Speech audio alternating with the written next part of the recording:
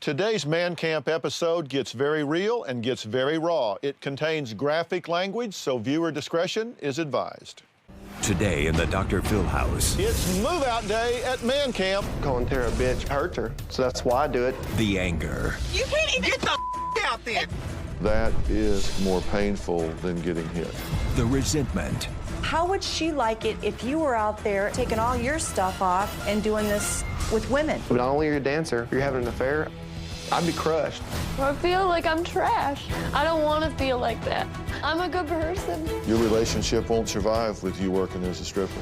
And Each of you are going to take a turn. what had each member of Man Camp break down in tears. It hurts. It hurts so bad. Anger destroys you. It makes you want to destroy everything around you. I want everyone out. The wall's up. I want the wall down. I want you in. Man Camp starts right now. I haven't been happy in a long time. Coming up. Let's do it. I want you to get excited about your life. Here we go. In 10. Stand by, camera 6. If you're going to talk to me, you're going to have to be honest. Stand by, Dr. Phil. Showtime. This is going to be a changing day in your life. I'm taking people with real problems and moving them into the Dr. Phil house. I'm going to put you under a microscope. Need a camera here, need one here. I'm putting cameras everywhere to see what really happens behind closed doors. I am moving in with you. Today, we're continuing our Man Camp series. 3 couples who were yelling, screaming, getting physical, calling each other names, even having affairs, moved into the Dr. Phil house to save their marriages. Scott was the first husband to threaten to quit the show after we challenged him to walk in his wife's shoes and clean a messy house. Then, days later, John stormed out of the house and moved into a hotel after his wife accused him of lying to her mother. Both men ultimately moved back in and agreed to work on saving their relationships. From the beginning, it's been a challenging process for each husband and wife as they faced in-laws, confronted the other man, and most importantly, taken a good hard look at themselves. Before we continue, here's what's happened so far. Tara and I have been together for about 4 years. Tara and I fight every day. Things have gotten physical between me and Tara before. We've had the cops called on us. Tara has beat up my truck. She's slashed 4 or 5 tires. I'm with the Dr. Phil Show. We're here to send you out to Man Camp. Man camp. My wife Amanda and I have been married for 5 years. I'm a dancer at a go-go bar. She was having an affair with this other person. She says she's in love with him, that she's ready to leave. I have 1 foot out the door. We're about to take you to Man Camp. Seriously? Sherry and I have been married for 14 years. I'm an ass sometimes. I've had 2 or 3 affairs. I don't have the backbone to stand up to him anymore, and I feel like there is no way out. I'm here to take you to Dr. Phil's Man Camp. It's time to get real. Your marriage is hellish. Your daughter is living in a hellish world. So she can go dance naked in front of a stranger and feel good, but she can't feel good with her own husband in her own home. You must be doing something way wrong. You an abuser? I have in the past. You have hit her. Oh, yes. And it was just a... You really don't want to work on your marriage. You're in love with somebody else. You turned yourself over to an abuser and you started making excuses. You started lying. You started covering, and you stood there like the little Stepford wife he wants you to be. Okay, husbands, take a look around. Dr. Phil house is a little messed up, and it's your job to clean it up before you move in. Does your house ever look like this? You think mine has? Think I'd live here? I'd move the out and sell the house. I'm not playing this game. Let me tell you something. For a guy that has run his relationship off in the ditch, it seems to me like you'd be looking for somebody else to be making decisions instead of you. Well, for a guy that's supposed to help relationships heal themselves, it seems to me like you'd know what the was going on and explain to me how this helps. You're not entitled to an explanation. Take me home. You're a Scotty. I'm done. You move my out while I'm gone. Thanks, Dr. Phil. Oh, it ain't Dr. Phil's fault, Scott. It's yours. Take me to the airport. My God, I was so convinced that you were gone. You know, you're just used to being a bully. I'm not a child. You're acting like one. Why do you say you would do anything for him when you know that is absolutely unequivocally not true? You won't shut up. This other man, I want him gone. I'm going to bring him here, and you're going to tell him in front of me, it's over, get out of my life. I would love her to be with me. Yes, that's correct. Come straight forward and say, I will not contact you anymore. I would ride a bike before I'd be a stripper. I mean, you have the right to sit there and lecture me like you're my mother? These people are so not understanding at all. I've been at rock bottom. I'm in the car going to see Dr. Phil. John, my son-in-law, does not know I'm here. She's here. Don't show that you're one person on the outside and a different person on the inside. Okay, well, I'm going to do my best, and I'm going to try hard, and it's going to change. It's going to change. You promise me that? It's going to change, I promise you that. I don't know if I believe it right deserve to be now. happy. I have to confront you about something. You were not sincere to my mom. I can't believe this. I know you got feelings, but you know what? It's going too far. You know what? She needs to be in Hollywood because she's a actress from hell. I'm out of here.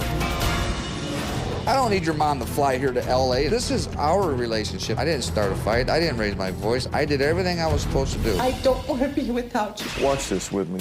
That is so up what she just told me. I'm getting scared now. I'm really getting scared. You are very judgmental. In my opinion, you were wrong. Sarah, you're fixing to really piss me off, so why don't you shut your Okay, yes, I will. If I wake up and I'm pissed off, I'm gonna be just bitchy all day. Blame it on something instead of you being a bitch.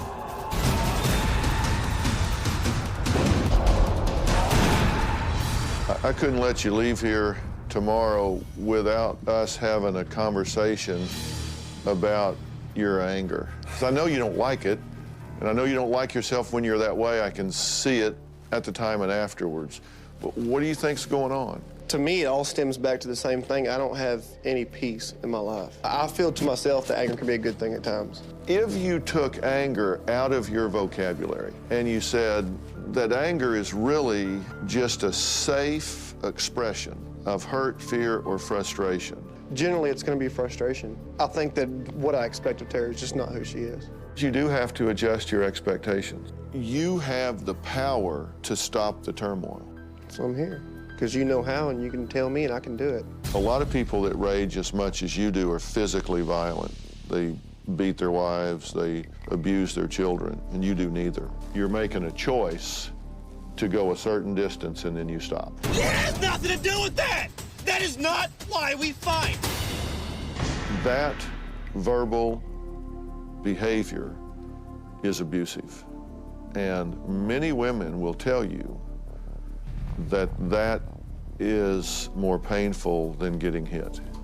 I've always been a really intense person, I guess. I don't really know if that has anything to do with why I always have to be at the ready, is what I feel like. You know, like a pit bull is always in a stance ready to do something. That's how I always feel all the time. You've got a boundary that says I'm not going to hit her, and a boundary here that says I'm not just going to accept crap. You got a wide range in there of rage and yelling and screaming.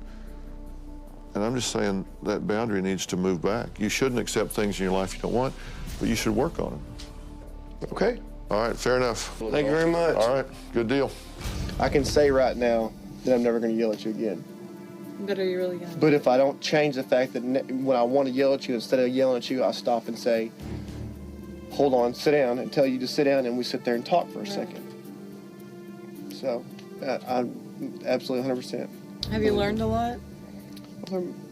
More than I thought I would.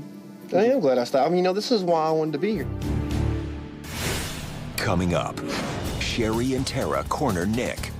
Nick, you're blaming this whole everything going wrong on yourself, and you need to not do that. You need to get some of that off your back because it's not all your fault. It's not you.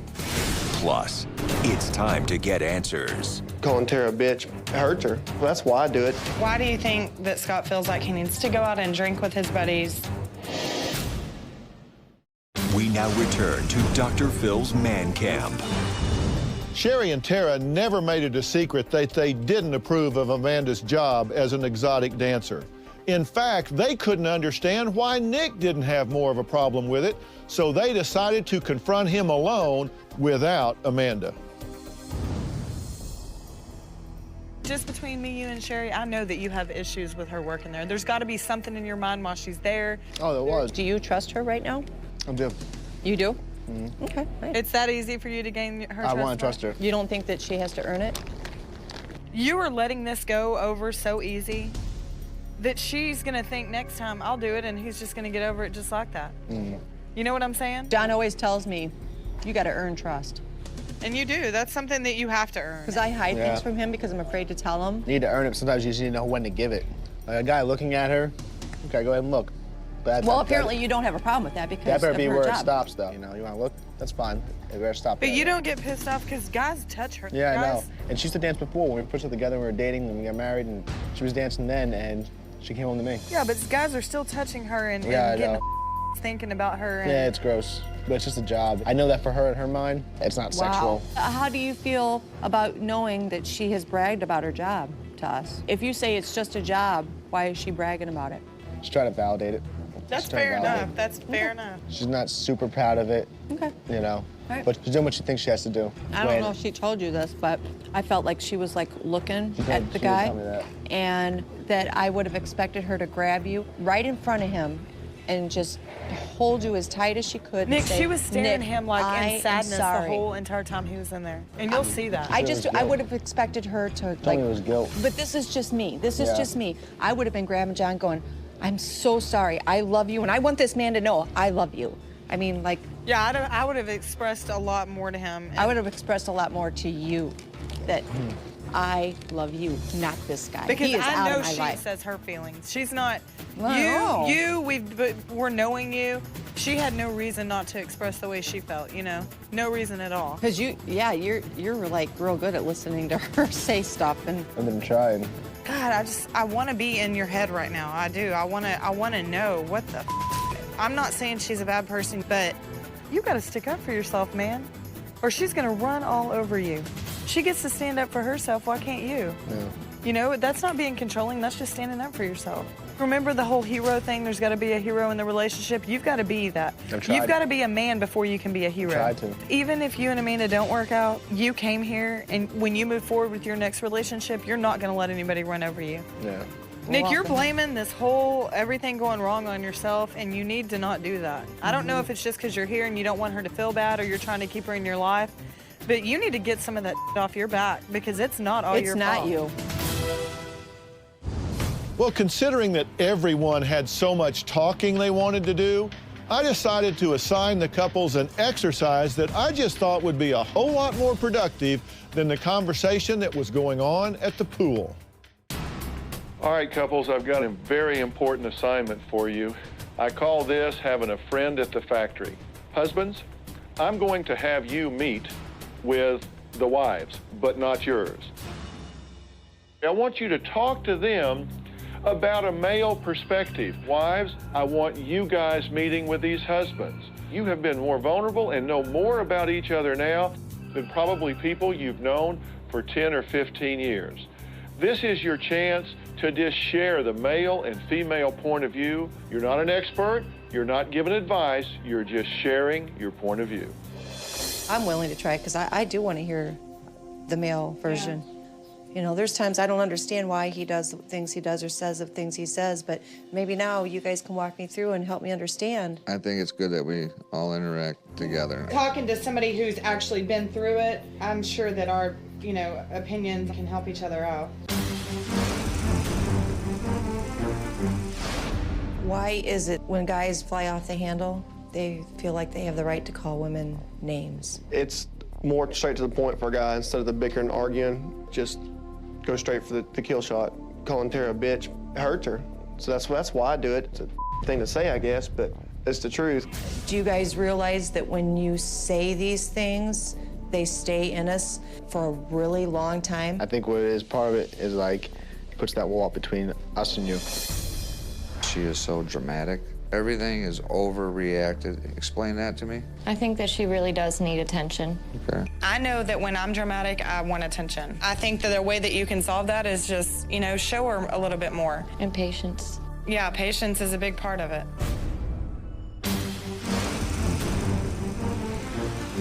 Well, I said to Amanda to realize, I don't want her dancing. I mean, without seeming controlling. I would approach it to her like, I don't want you doing it anymore because I feel it's not right for my wife to be sat there and looked at and touched. You have that right. How would she like it if you were out there taking all your stuff off and doing this with women. You can't approach her and say, Amanda, look, I don't like your job and I want you to quit. Right. It's baby steps with her, you know, just like it is with Scott and John. Sometimes I'm grouchy and I just need my space. I would imagine the guy's feeling extremely insecure right now. Don't take us the wrong way, but not only are you a dancer, you're having an affair. I mean, I'd be crushed. Maybe that's what he needs to make him feel better, is have to be touching you or holding you or with you or, you know, up your I'm sure is how you look at it. And you have to respect that because Absolutely. Nick, he loves you. His mind is not focused. Why do you think that Scott feels like he needs to go out and drink with his buddies at least twice a week? I just think it's a guy thing and have a couple drinks once in a while. It's kind of an escape from, and not just from you and your daughter, but from work. Why does she throw a fit when I drink with my buddies? Does she get the chance to be able to go do that? No. I think that it wouldn't bother her as much if maybe she got that opportunity. Give her that same thing, because then she won't feel like she's trapped and she isn't equal. Coming up, the group faces its toughest challenge yet. Nobody understands. It feels like no matter how hard I work, I'm still being trampled on. I feel like I'm trash. I want everything around me destroyed. The wall's up. I want the wall down. We now return to Man Camp in the Dr. Phil house. We're going to play a game called What Do You Want? One of you is going to be standing facing the group. If you're standing, I want you to tell the other 5 members what it is that you truly want and need in your life. And those 5 of you that are sitting there, when you finally know and believe that they are coming from their heart, stand up for them. Each of you are going to take a turn. Give it your all. I have a hard time speaking my mind because I'm afraid. And that's the first thing I want to say is I want to stop being afraid to speak what I feel. I want to stop being afraid of doing something wrong and being verbally abused. It hurts. It hurts so bad that the person that you love the very most isn't there to support you. I need someone in my life to support me, to hold my hand and listen to me when I need to be heard. I want to feel like I'm worth something. I want to feel like I'm loved and that I'm respected. And I want to feel like I can be safe in my own home. What I want is to see my wife in the morning happy. I want to wake up and I want to go to bed with my wife. And I want my kids to realize that, hey, I got a father that cares. I didn't know the word love, and I still haven't learned until I got here. That's been our problem. I mean, I haven't stared in her. I haven't looked at the, you do have blue eyes. I realized it this week. I mean, I'm just saying, I've never stared in your eyes, and it's coming from my heart. I just want to have a normal life and not have to worry about what's going to happen today, what the fight's going to be about. I want to feel happy, free, and live day to day like a wife and husband should do.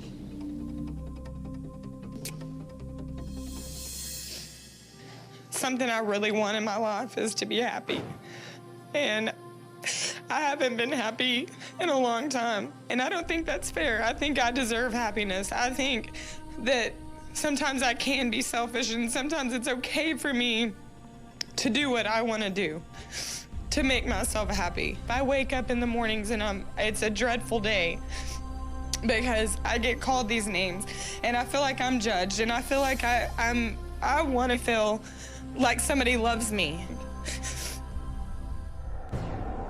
I want peace, because I feel from peace I can fix every other thing that's wrong in my life. I try my hardest to give peace, and I feel like it's a wasted effort every time I try it.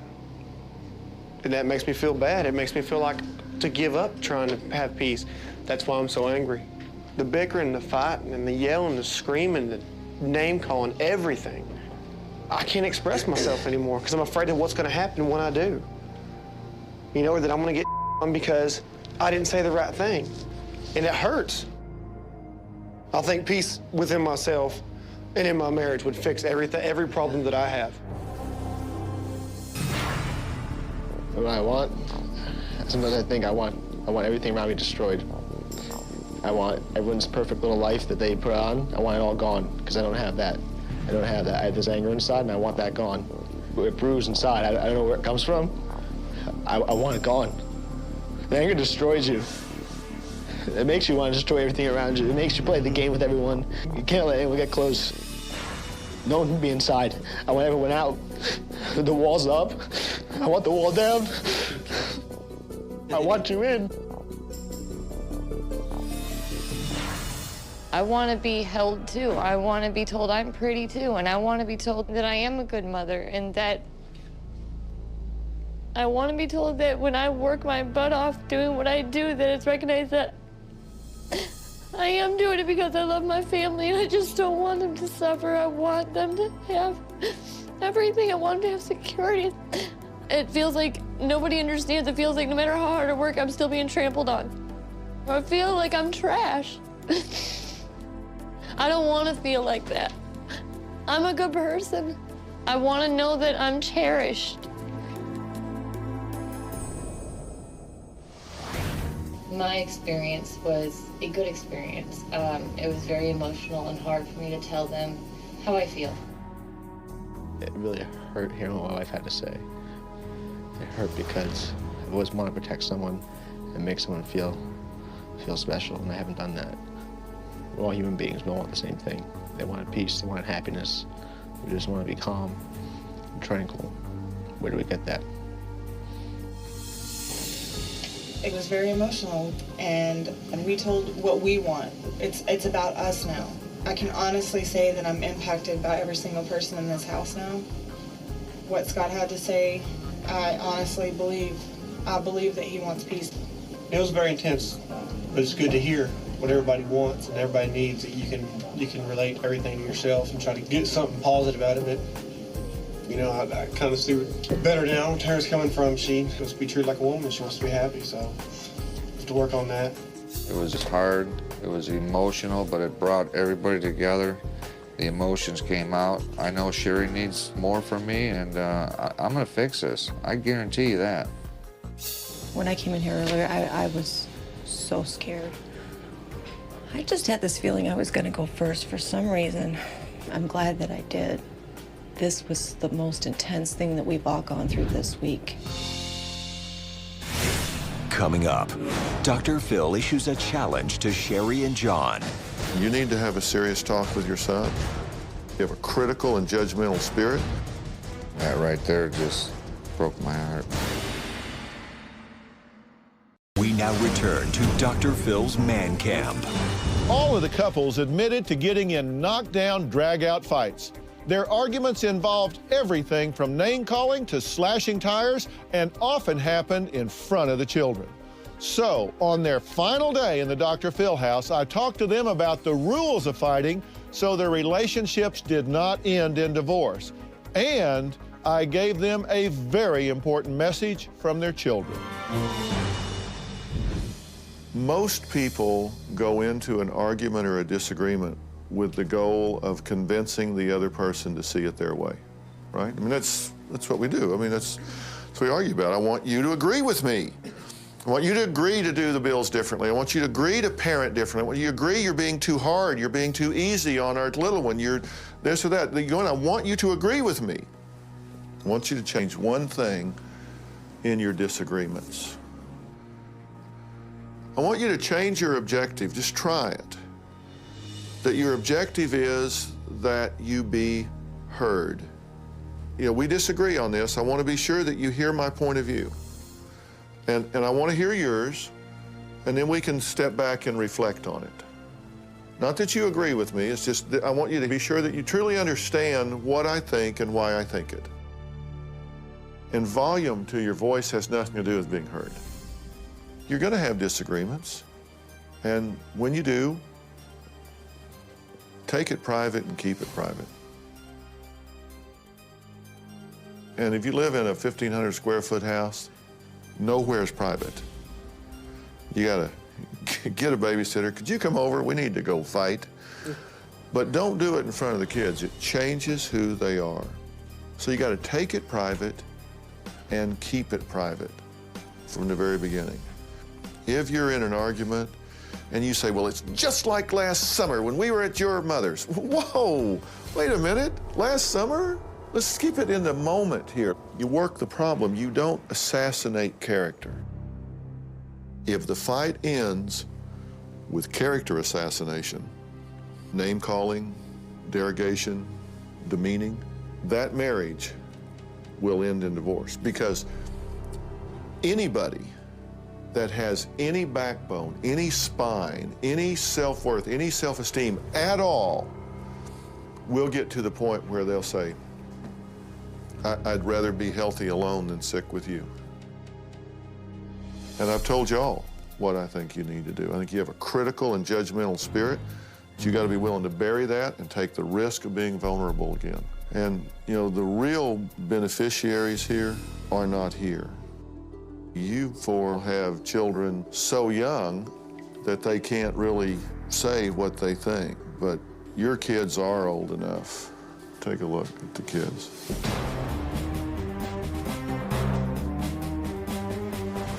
My parents fight a lot. It makes me feel unhappy. You yell in front of us.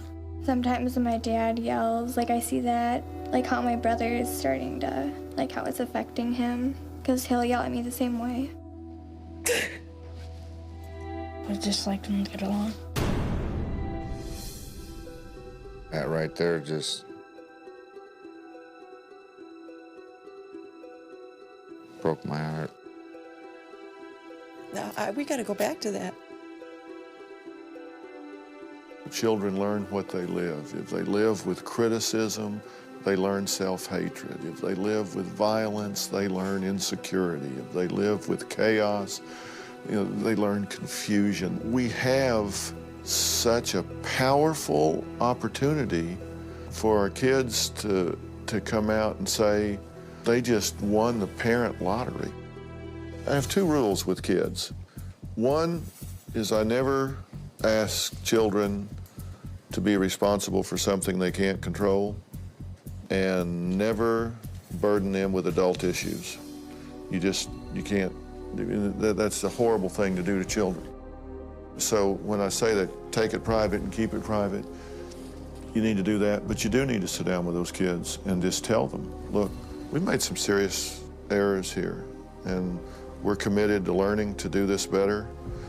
And you need to have a serious talk with your son about you've given him misinformation. Do not let him live with a legacy of a bad attitude towards women. You need to talk to him about that.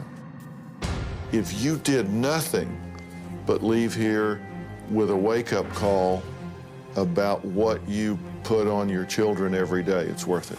It's absolutely worth it. And I can just tell all of you, I'm a better person for having been involved with y'all. So, thank you. Thank you. Thank you. I think Scott and Tara have a very beautiful little girl. We got to see pictures of our kids, which was very nice. I was very excited to see them. I was very glad that everyone else got to see our children. And then we saw pictures of John and Sherry's children. And John and Sherry's children, they were pretty upset with their parents, and I could see that that's where our children would be in 10 years from now if we don't change our ways. We got to watch a film of our children, and Sherry and John's kids were the only two that are old enough to talk, and it was very hurtful hearing the things that they had to say about their parents. It's just heartbreaking. And I'm going to be the woman that I need to be to make this relationship work. I'm going to be the best mother that I can possibly be, because that's what my daughter needs. I knew coming into this that it was affecting our kids and that I was being verbally abused, and to watch your kids on TV and see what they're saying about your mom and dad fighting. Words cannot express that. I needed to see it upset everybody in that room, and they don't know who my kids are. It tells the whole story in itself. We're leaving today. I met with Dr. Phil for the last time, though. He reiterated that the person that really pays is our kids. We saw a video of all the kids, and that really puts it home, puts it to heart. I'm glad I stuck around. I'm glad I stayed. The program was working. try to keep going when we get home. But so far, so good. Coming up. Does your house ever look like this? You think mine has? Think I'd live here? I'd move the and sell the house. It seems that I've come full circle now. To be able to sit here calmly and talk like a normal person instead of yelling and cussing. You know, people are thinking out there, you guys were in a house for 5-6 days, you know, how can that change you? It changes you. We now return to Man Camp in the Dr. Phil house. Today we're leaving the house and I feel very excited. I mean, this is a man that I love very much, so I know that the qualities and things are there. I don't have to inspect and make sure he's the right one. I just have to learn to trust to love him again. Before I came here, my marriage was over. If you want this marriage to survive, then you got to quit stripping.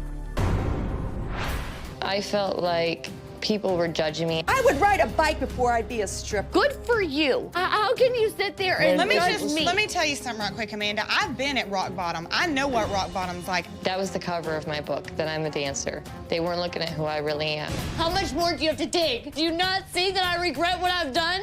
Have you not seen the shame that I have? And who I really am is I'm a very devoted mother that will do anything for my children, anything. If I had another job, I promise I'd take it like that. I would do whatever I could for my family. When I go home, I'm gonna call my work and I'm gonna tell them that I'm not gonna be returning and for personal reasons, and that's it. Now my marriage has a chance. The biggest change in Nick is that now, when I ask him what he's thinking or feeling, he answers. I think my wife learned similar to what I learned about her. She got to see inside of me and learn what my fears are and my needs are. You know what? Stay out of her life completely. Emails, phones, smoke signals. You know, are you laughing? You think it's funny? No, you think it's funny? Now I'm starting to get real pissed. You see her walk on the street, you walk the other way. I feel like I have the tools to proceed and make this marriage work now. We've come a long way. We're falling in love. I think my wife and I are in a better place now than we've ever been in a relationship. I feel closer to her now than I ever have. I hope we go to like this fabulous suite somewhere with a jacuzzi. And when I go home, Nick and I have both discussed that we are going to do a family outing and just really enjoy each other. I know that there's probably gonna be a lot more flirting, a lot more hugging and kissing between him and I think that the kids will really be happy to see him and I hugging and kissing on each other. I'm going to behave differently now when we go home. Instead of fighting, I'm going to be the hero. Dr. Phil, thank you so much for allowing us this opportunity. Thank you for allowing us to stay. I'd like to thank Dr. Phil for giving us a chance, for giving our kids a chance and giving our family a chance, and for giving us hope. I figured Dr. Phil was going to sit down with all the couples and said, you're going to make it, you're going to make it. You two, just throw in the towel, you're done. Did I say that you treated my mom like Get away from me. Did I say that? Yes, you did. That you treated my mom like Get out of here. See, you treat me like I thought my marriage was done. I'm afraid of you. You know what? I'm going to tell you what. Don't exaggerate. That's all I'm right asking. now, I'm going to say this. If this does not work this week and we cannot get real and get past this, I'm done. I'm completely done. I'm walking away and I'm done. That's good. I feel like a ton has been lifted off my shoulders. I feel like I'm free now. My highest point in the Dr. Phil show was that I learned more about myself and learned more about Sherry. I'm going to work on myself with my judgments, you know, and judging people, and John's going to work on his anger problem. I'm sorry your mom ain't got a smile on her face for what I did to her today, because it was great in my heart. To you, nothing's great, I guess. Let him throw his little fit over there and tell me I'm not justified for this. I think the world of you, Phil, and you know that that is fake. Best piece of advice that I got from Dr. Phil was to not worry about what Sherry's problems are, worry about what my problems are. It's not just about ourselves. It's about our family. And our family has to come first. Can't wait to get home to see the kids and give them a big old hug and I know. relax, kick back, and start a new life. I love that man so much. And I know he loves me enough that we can both work on making this right. The hardest thing that I had to hear from Dr. Phil was for him to get up and point his finger at me and tell me nobody calls her wife a bitch. No woman should have that in their life. They don't deserve it. He was right. On a scale, 1 to 10, 10 being the best, on my marriage when I arrived here was a 2. Now that when I leave here, I would say it's probably about a 7, but I'm gonna work towards a 10. Dr. Phil, you gave us the confidence to go on, and that's what we're gonna do. And we're gonna prove it to you that we're gonna do it. You know, people are thinking out there, you guys were in a house for 5, 6 days, you know, how can that change you? It changes you. Well, I think it's very appropriate that we're here in the kitchen, considering the initial meltdown happened here. Does your house ever look like this? You think mine has? Think I'd live here? I'd move the out and sell the house. It seems that I've come full circle now. To be able to sit here calmly and talk like a normal person instead of yelling and cussing. When I walked into the Dr. Phil house, I was a very, very angry, negative person. Because you're a Scott, you're a you can't Oh, there handle you go. it. You That's cannot, a no. Keep talking, Tara. Keep running your mouth. Hey, I'm done. You move my while I'm gone. The hardest thing for me to hear from Dr. Phil was that I didn't know how to shut up. Why do you say you would do anything for him when you know that is absolutely not true? You won't shut up. I'd heard it a million times, but it didn't really hit me until he said it. My highest point this week was our date. It was our first date ever.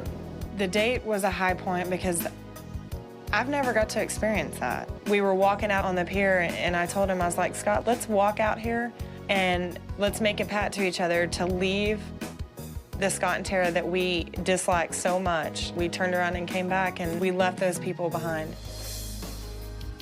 Before I came here, I'd given up. It seemed like there was no fixing what was going on. Now I kind of feel like, you know, things have been rekindled. I'm gonna go home and create a new history.